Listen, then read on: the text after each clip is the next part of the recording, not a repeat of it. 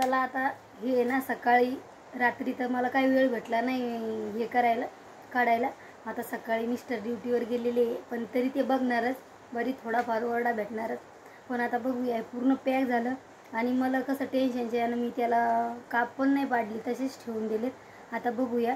आता कडक तर लई जाम झाले, फक्त चुकी याच्यामुळे झाली की त्याच्यामध्ये पाक जरा घट्ट झाला.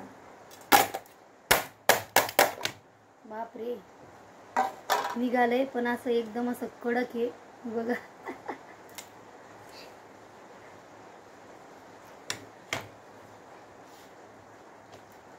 बघा आता कसाच फोडाव काही समजणार नाही, जास्त हे झाले, कडक झाले जास्त. हे बघा. चला मग आता कशांतरी बघूया फोडून. आता फोडून बघूया. खलबीत तर एक मुसळ घेतलंय, नाही लगेच फुटलं, एवढं कडक नाही झालं, फुटलं लगेच. फक्त दिसायलाच पॅक दिसायला लागलं, थोडंच हे झालं जरा, म्हणजे हे बघा फुटलं. खाऊन बघ रे बाळा कसं झालं तर.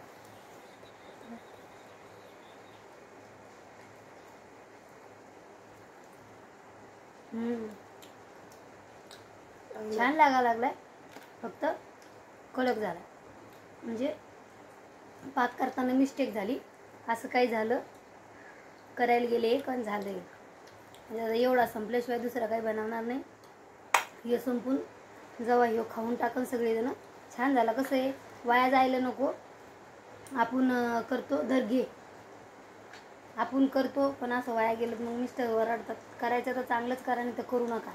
त्याच्या अगोदर 2 वेळेस केलं पण मी बेसन हलवत बसले, त्याच्यामुळं ते मिस्टेक झाली. मी लक्षच नाही दिलं की गॅस आपला फास आहे कसलं असं झाले.